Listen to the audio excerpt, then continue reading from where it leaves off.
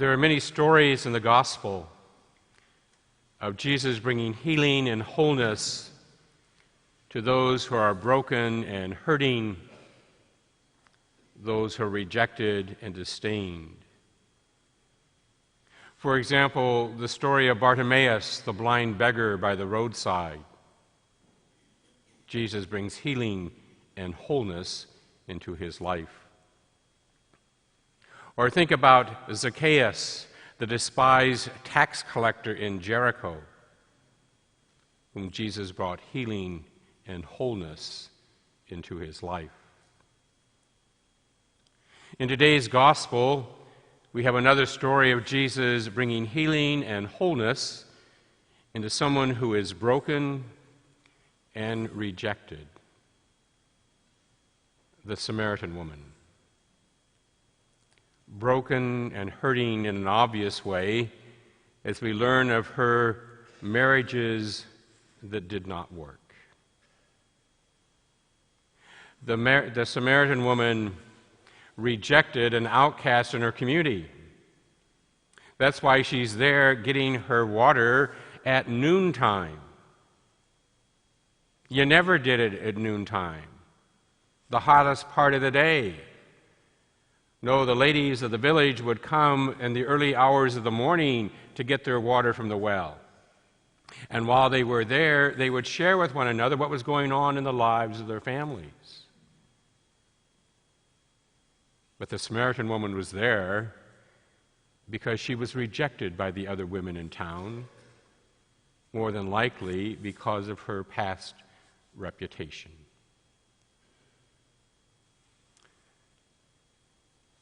Jesus brings healing and wholeness into the life of the Samaritan woman. In many of the stories in the gospel, when Jesus brings healing and wholeness into a person's life, it happens almost immediately. The blind person sees, the deaf person hears, the lame person is able to walk. But in today's story of healing and wholeness, it's different. It takes time. Jesus and the woman spend time talking with one another. The woman listens to Jesus, asks him questions. And in the process of listening and talking and questioning, change happens. Transformation takes place. The woman who begins in a very suspicious way now trusts in the Lord. The woman who begins as a doubter ends up as a believer. The woman who is an outcast at the beginning of our story ends with being a disciple for the Lord. Healing and wholeness happen in time, in waiting, in listening. All of us, including myself, have something that's broken and hurting inside of us. All of us in some way at some time perhaps have felt rejected and an outcast. Perhaps we're dealing with a reoccurring sin that we just can't seem to get rid of. It keeps on coming back over and over and over again. Maybe it's a prejudice or a bigotry that we can't let go of. A grudge, a resentment that we don't want to let go of. A relationship that is broken and fractured, and we want it to be healed. And so, like the Samaritan woman, we come to the Lord asking for his help. And most of us want the Lord to do something now. We want that sin to be gone now. We want that relation to be fixed now. We want that prejudicial attitude to be gone now.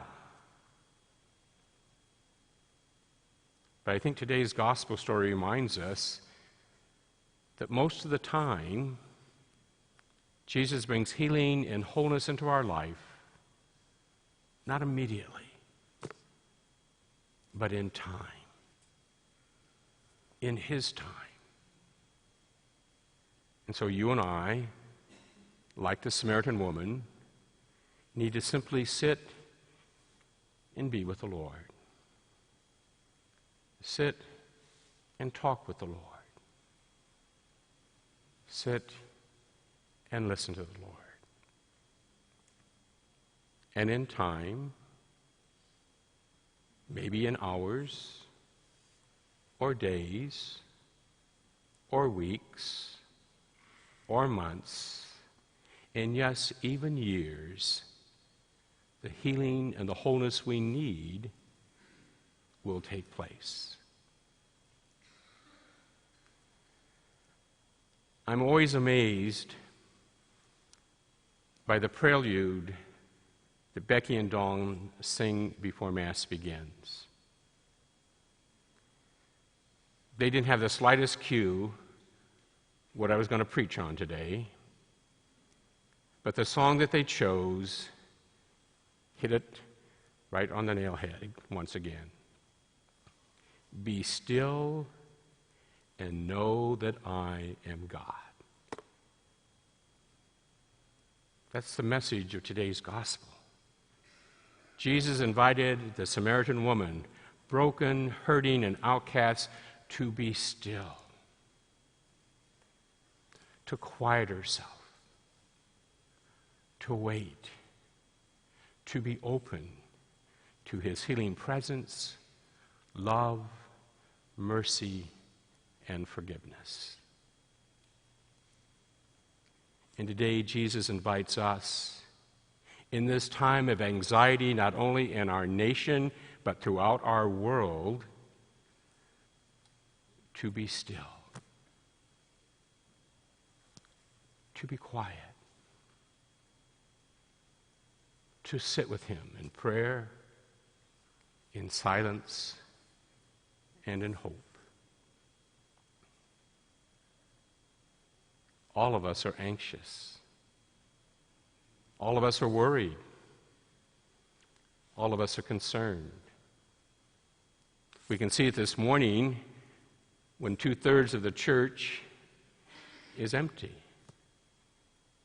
We know that our brothers and sisters who are normally with us are watching and participating with us over social media. This morning, I participated in Mass with my bishop up in the Diocese of Gaylord, as I participated in Mass that was being televised across the diocese from the cathedral. For our Bishop Reka suspended all the Masses in northern Michigan until April 5th.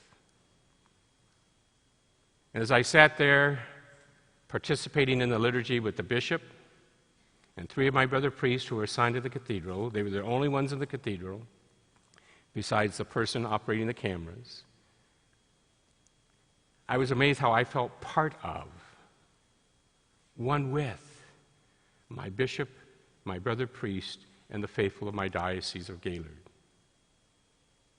Even though I was 1,300 miles away from them, I felt I was one with them. And hopefully they felt the same, as together we celebrated Mass, yes, in a virtual way, but we were there with the Lord, with our shepherd, as He celebrated with us the Word and the sacrament of Jesus Christ. Perhaps one of the things we can learn from this coronavirus that is touching all of our lives and changing us to do different things in our lives is to become people, as we heard in that prelude song this morning, who are comfortable with simply being still with God. Maybe one of the things you and I can do during this time of uncertainty is reflect. Reflect on our priorities. Reflect upon our activities. Reflect upon our relationships with one another. Reflect upon our prayer time, or lack thereof. We don't have to be afraid. We don't have to be anxious, because we know, we believe that God, our God, is with us. And we will get through this as a nation, as a world. It's not going to happen immediately. It will take time. But when you and I rely on the Lord, on His grace and His mercy, as you and I, in a sense, reach out, maybe not physically touching one another because we want to keep that social distance, but not social isolation from one another, when we check on that neighbor, that friend, that relative, by a telephone call, how you doing? Know that you're in my prayers and my thoughts. We're going to get through this together because our God is with us. It's so appropriate that today's gospel is a gospel that speaks to us now. In our time of anxiety, in our hurting, our brokenness, our disconnectedness. Jesus says, simply come to Him. Sit with Him. Listen to Him. And be at peace.